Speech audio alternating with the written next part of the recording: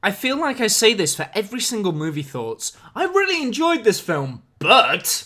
Movie thoughts.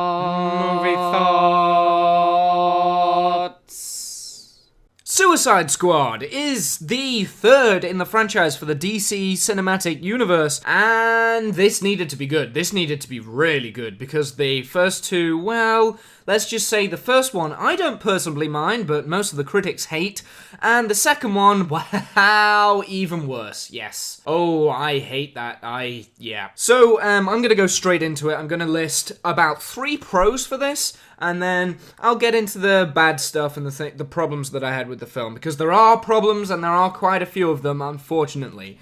So, the really good stuff. Will Smith is phenomenal in this. Like, I thought that Deadshot's character was really well built and introduced, and I feel that there was enough setup and backstory for him, and you rooted for his character, and really, he's not actually a real villain. He just likes what he does, and what he does is kill people. Like, at heart, he is a good guy, and that I really like. I want to see him in another film. Like, I want to see him progress to the next stage. I think that that would be really good for his character.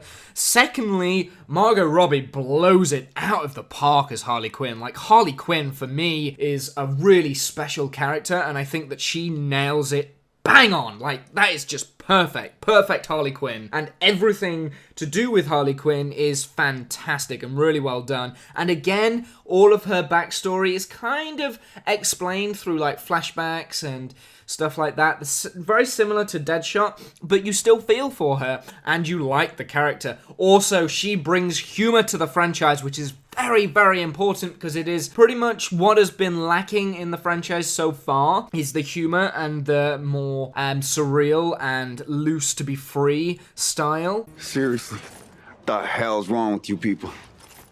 We're bad guys. It's what we do. I also want to say that the soundtrack itself I thought was ace. There are 1 or 2 songs that they've picked that I thought might have pushed it a bit too far, but I don't mind that, because I still enjoyed it. So I still enjoyed all of the soundtrack, and all the songs that they chose, and like the actual score of the movie felt real and right. And those are like my 3 really big positives, because really what makes this film is Margot Robbie and Will Smith. They literally hold this film up, and they stop this film from crumbling, because there are a lot of problems. My first problem is, like, the setup of the other characters. There's a lot of characters in this film, and it's something that Batman v Superman struggles with as well. Setup of characters, DC just don't know how to handle setup of characters. Like, there's a lot of characters, and most of them are introduced by one person talking to another with, like, funky text all over it. That's pretty much it. And you are, instead of shown, you are told that these people have these things, and that they did something or another, or that they didn't do something, or that they are terrifying, or, like, you're told this rather than shown. I think that this is where the Suicide Squad is struggling, because it's only the 3rd film in the franchise. I would have liked to have seen these characters, the other characters, introduced in other films first, and then it's a bigger impact, I think. It's trying to set up too much too soon, and this is the whole DCU. They're playing catch-up with Marvel, and it's bad. Like, they're not handling this well. Another, like, bad thing, like, about a character, there's one character that I hated, like, genuinely really hated. I could not stand them. Luckily, they're not in the film that much. Killer Croc. He looks like a Ninja Turtle. It's the CGI. Why? Why are you doing this, DC? Especially, like, I think Killer Croc would have been better with more practical effects. Like, I just have that gut instinct that he would have looked so much cooler, but he really doesn't, and it's really waxy, horrible looking scales that he has, and I really don't like Killer Croc. I don't like it. Anytime he was on, I turned my eyes off. I couldn't look at him. But really, they're not, like, over the top bad things, because Killer Croc isn't in the film that much, so it doesn't matter too much that they fucked up with the CGI there. and the other characters aren't really in it too much. There are some interesting characters that are pinned on and annoyingly shoved in, and it does feel like, and here's another bad point, that the editing has gone wrong. I'm not a fan of the editing in this film. It feels very juttery. It feels like there's a lot of things that have been cut that needed to be in the film, and then there's a lot of things that have been put into the film that didn't really need to be in the film.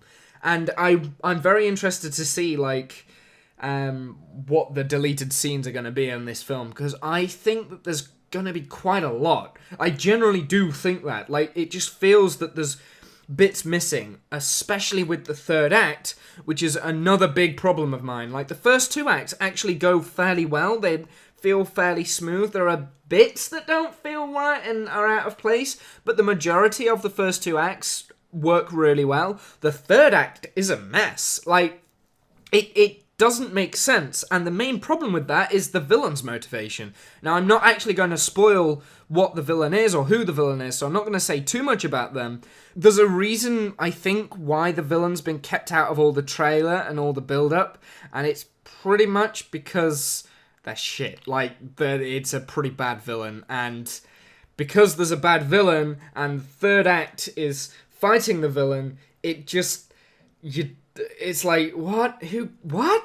Like, there's so many things that goes wrong with this, and I really want to talk more about this villain, but I don't want to spoil it because I know that not many people know who this villain is. Here's another problem with this. The trailers indicated that the Joker would play a more prominent role, and he doesn't. Pretty much everything you see in the trailers of the Joker is pretty much what is in the film of the Joker. There's no one moment. My jury is still out on Jared Leto. Like, there's some interesting moments, but I'm still not sure, and that's kind of scary because there's not enough. I actually would have liked the Joker to be the main villain of this, and I think it would have been interesting to see Harley Quinn being forced to fight the Joker. That would have been fantastic. Not good. And it would have made the story a little bit more concise. I fear that DC have the need to blow everything really big, so everything needs to be life-threatening, whereas with this, because it's a smaller, unknown cast, they can just fight for small things. And that would have worked, I think. I'm not sure, but that's how I feel. In the final act, there's needless amounts of slow motion. There's just too much slow motion. Like, just too much. And it's the same thing that goes on through the DC universe. It's just unneeded slow-mo, and I just feel that this is Warner Brothers going in and saying, you need to make this longer, you need to make this scene longer, so let's just throw slow motion at it. Okay, so the main problem that I have with this film is the final act, and it falls apart for me. Having said that, it is still a really enjoyable film, and there are some really great moments in this. The characters with Harley Quinn and Deadshot, bang on. That was exactly what I wanted. It is great. So, for this, I'm going to give this a 6 out of 10. Yep, 6 out of 10. It gets ruined by the final act. The villain isn't good enough. It's not strong enough. There's also, like, a really weird moment that I'm not going to spoil, but it kind of reminds me of The Man of Steel, and there's, like, two endings. The ending of The Man of Steel was very similar to the ending of Suicide Squad. I might share that at some point with someone if you're interested in the comments, but I won't mention that actually in the video. Yeah, this needed to be great, but I do feel that this is a step in the right direction and the best film out of the three so far. And whereas Batman v Superman was a bad film with good moments, this is a good film with bad moments in. So there is a difference, and this is good. This is a good film. It's worth going to see if you like comic book films. But if you're going in expecting something special, it's not special.